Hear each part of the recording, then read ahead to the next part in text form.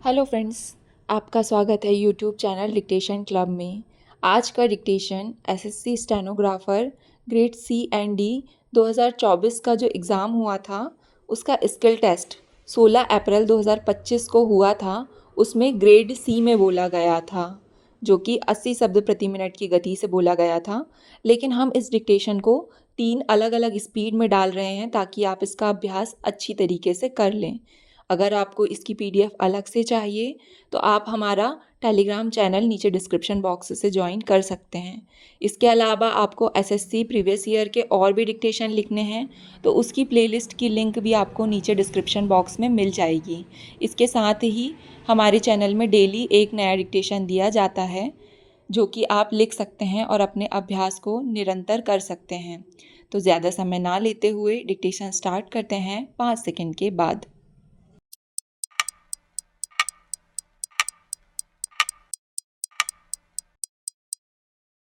महोदय, आज तमाम सरकारें अपनी अपनी आर्थिक मुश्किलों से लड़ रही हैं, इसलिए उन्हें अधिक से अधिक खर्च करने और कम से कम बर्बादी की तरफ ध्यान देना होगा। उन्हें ऐसी आर्थिक नीति अपनानी होगी जिसमें कचरे से भी संसाधन तैयार किए जा सकें। ये तमाम उपाय उत्पादन और उपभोग के हमारे तरीके को बदलने की क्षमता रखते हैं।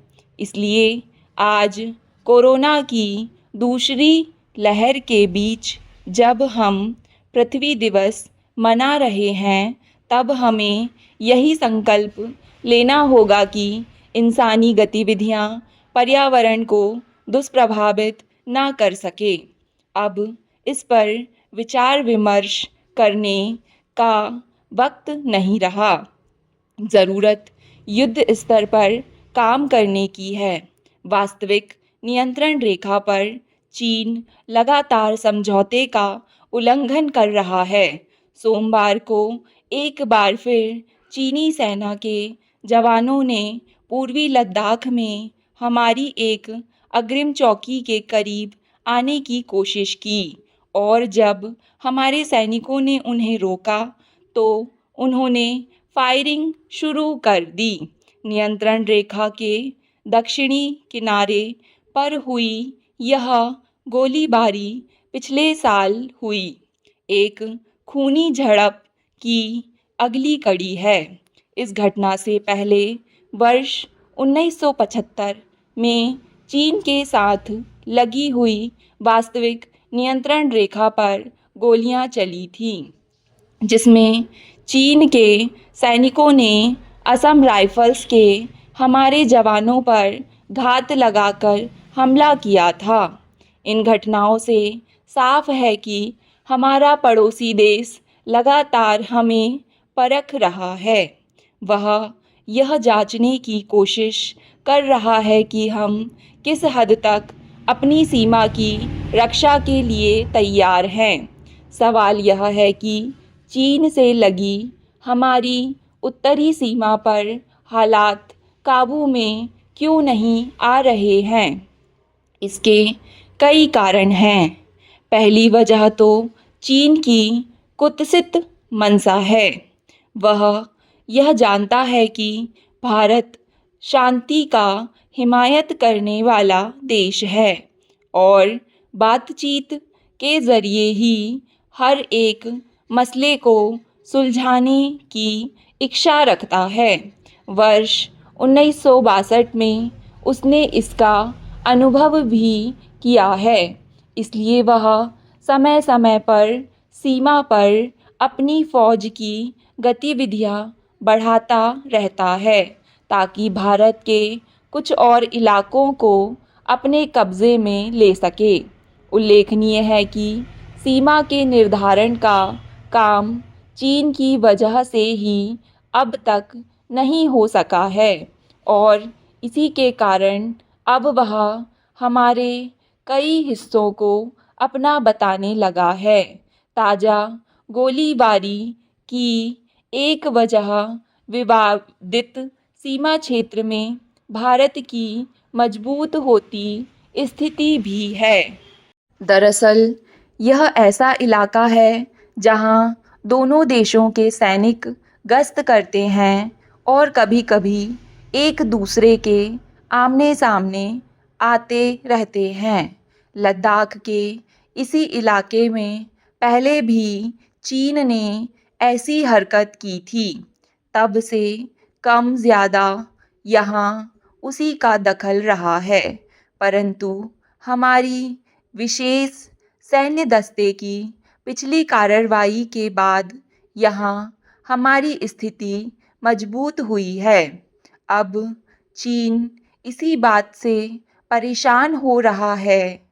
वह किसी न किसी तरह से इन रणनीतिक रूप से महत्वपूर्ण इलाकों पर अपना कब्जा चाहता है, लेकिन ऐसा करते हुए वह शायद भूल रहा है कि आज का भारत शुरुआती दौर से काफ़ी आगे निकल चुका है।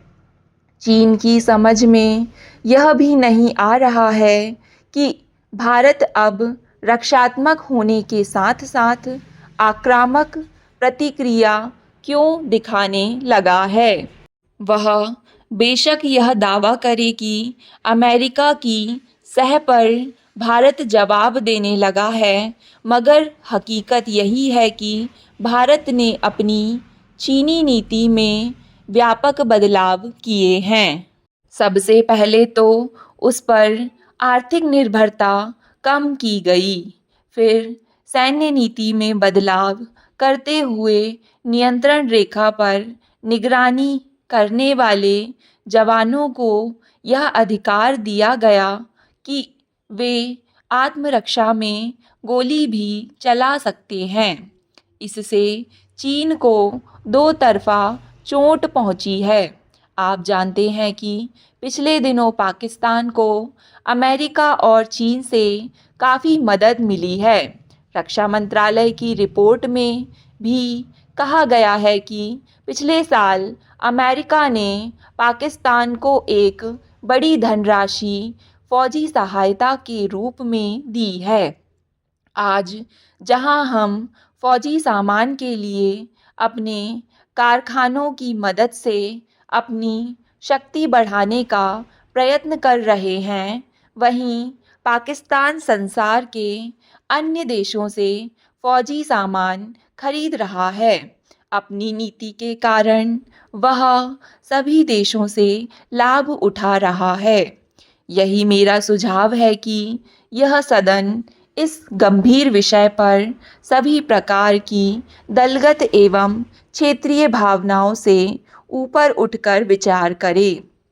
यह हमारे अस्तित्व से जुड़ा हुआ प्रश्न है, इसलिए इस विषय पर इस सदन को गंभीरतापूर्वक ध्यान देना होगा।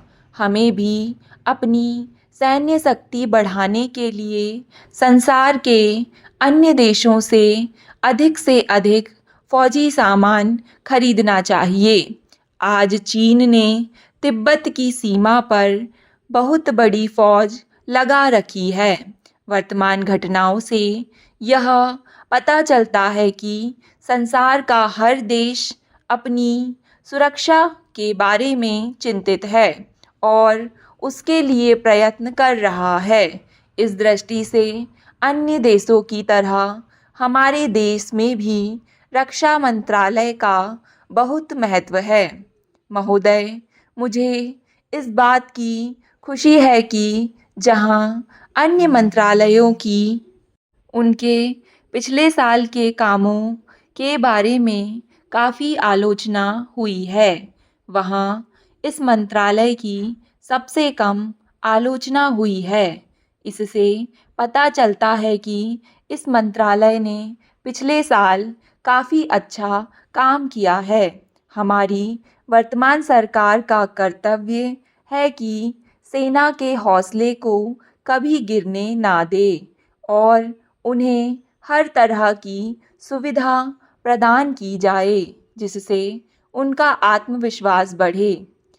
महोदय, आज हमें इस बात पर भी विचार करना होगा कि राजनीति में भाषा की मर्यादा बनी रहनी चाहिए, क्योंकि लोकतंत्र में विरोधी राजनीतिक दल एक दूसरे के सहयोगी और पूरक होते हैं और अंततः उन सभी का उद्देश्य देश की जनता की सेवा करना ही होता है।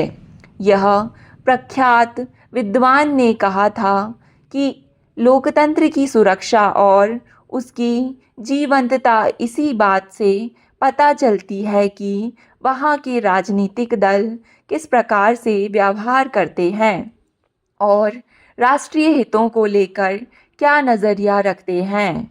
लोकतंत्र में विभिन्न राजनीतिक दल विभिन्न राजनीतिक विचारधाराओं का प्रतिनिधित्व करते हैं और उन सब का एक ही उद्देश्य होता है, जनता की सेवा करना। ऐसा करते हुए हम सभी को संसदीय मर्यादाओं को ध्यान में रखते हुए आचरण करना होगा। स्टॉप। डिक्टेशन पसंद आए तो वीडियो को लाइक तथा चैनल को सब्सक्राइब ज़रूर करें। धन्यवाद।